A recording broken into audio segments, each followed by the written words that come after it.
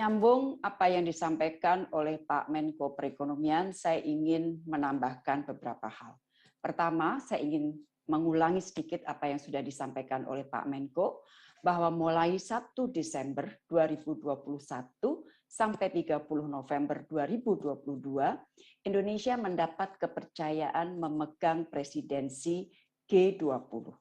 Serah terima akan dilakukan pada saat KTT G20 di Roma tanggal 30, 31, 2021. Dan ini untuk pertama kalinya Indonesia memegang presidensi G20 sejak G20 didirikan.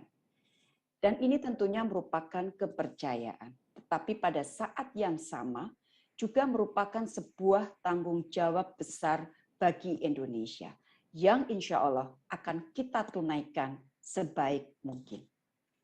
Presidensi Indonesia akan mengambil tema Recover Together, Recover Stronger.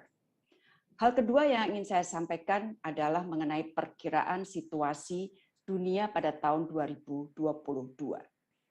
Diperkirakan dunia belum akan sepenuhnya keluar dari pandemi COVID-19 dari aspek kesehatannya. WHO menyampaikan harapan bahwa di akhir 2021 negara dunia dapat melakukan vaksinasi 40% dari populasinya dan 70% pada pertengahan 2022. Sementara itu dari aspek ekonomi, tentunya nanti Bu Menkeu akan lebih banyak menyampaikan, saya hanya ingin mengambil data dari IMF misalnya, tahun lalu 2020, ekonomi dunia turun hingga minus 3,2%. Dan tahun ini terdapat tren positif pertumbuhan yang diperkirakan mencapai 6%, dan tren ini diharapkan akan berlanjut pada tahun 2022. Dunia juga memperkirakan masih terdapat kerentanan dan kekhawatiran bahwa pertumbuhan belum akan merata. Dari sisi geopolitik, diperkirakan rivalitas antara kekuatan besar masih akan berlanjut. Trust deficit masih menonjol. Ketiga, dengan latar belakang situasi dunia seperti yang saya sampaikan secara singkat tadi, maka selama keketuaan Indonesia, spirit utamanya adalah pulih bersama. Untuk pulih bersama diperlukan spirit solidaritas, kerjasama, kolaborasi, kemitraan, dan inklusivitas. Rekan-rekan media yang saya hormati, inklusivitas akan menjadi salah satu kata kunci dalam presidensi G20 Indonesia. Indonesia tidak hanya akan memperhatikan kepentingan anggota G20 saja, namun juga kepentingan negara berkembang dan kelompok rentan. Ini memang merupakan DNA politik luar negeri Indonesia. Jika kita melihat beberapa tahun ke belakang, saat kita menjadi anggota Dewan Keamanan PBB misalnya, ECOSOC saat ini menjadi salah satu co-chairs dari COVAX AMC Engagement Group, maka Indonesia secara konsisten menjadi bagian dari solusi, menjembatani perbedaan dan selalu menyuarakan kepentingan negara berkembang. Dan peran ini akan kita lanjutkan pada saat Indonesia memegang presidensi G20. Indonesia akan memberikan perhatian besar kepada negara berkembang di Asia, di Afrika, Amerika Latin, termasuk negara-negara kepulauan kecil di Pasifik dan Karibia. Kita juga akan merangkul keterlibatan berbagai kalangan, perempuan, pemuda, akademisi, dunia usaha, dan parlemen. Selain isu kesehatan dan pandemi, serta pembangunan berkelanjutan, perhatian besar akan diberikan kepada UMKM dan ekonomi digital yang sukses menjadi penggerak ekonomi di masa pandemi. Kita juga ingin mendorong pengakuan atas peran penting dan pemberdayaan tenaga kerja difabilitas dalam dunia kerja. Ada juga forum bisnis dan kemitraan di sektor sustainable infrastructure, dan investasi kesehatan. Kita perlu memperkuat sektor-sektor tersebut untuk mencapai pemulihan, pertumbuhan, ketahanan bersama.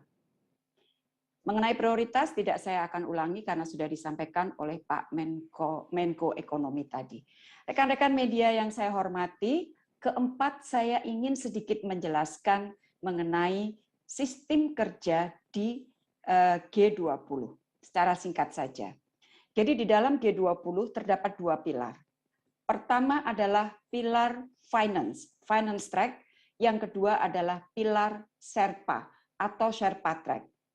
Pilar keuangan tentunya akan dijelaskan oleh Ibu Menkeu dan Pak Gubernur yang betul-betul fokus pada isu keuangan dan moneter, sementara isu di luar keuangan dan moneter akan dikelola di bawah pilar Sherpa yang akan digawangi oleh Pak Menko Perekonomian dan Menteri Luar Negeri.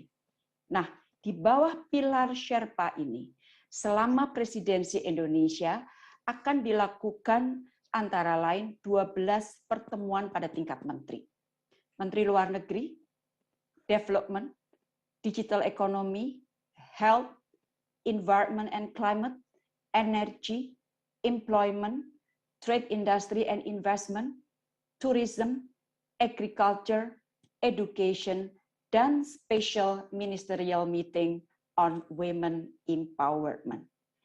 Selain pertemuan pada tingkat G2G, yang tentunya G2G akan mengerucut kepada penyelenggaraan KTT yang akan diselenggarakan insya Allah pada bulan Oktober nanti di Indonesia, akan ada juga pertemuan yang sifatnya di luar government, yang dinamakan engagement group.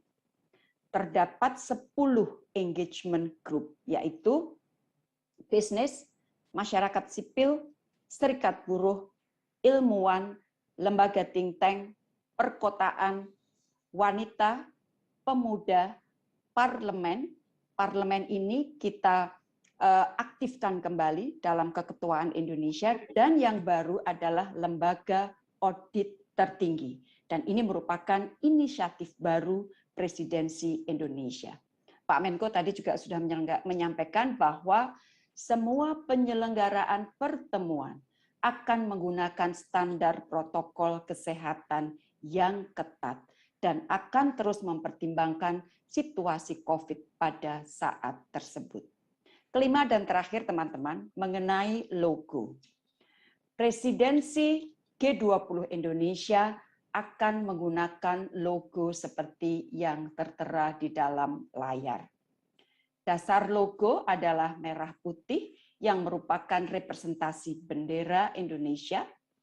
Gunungan menggambarkan peranan aktif Indonesia dalam membawa dunia memasuki babak baru, yaitu pemulihan pasca pandemi secara bersama.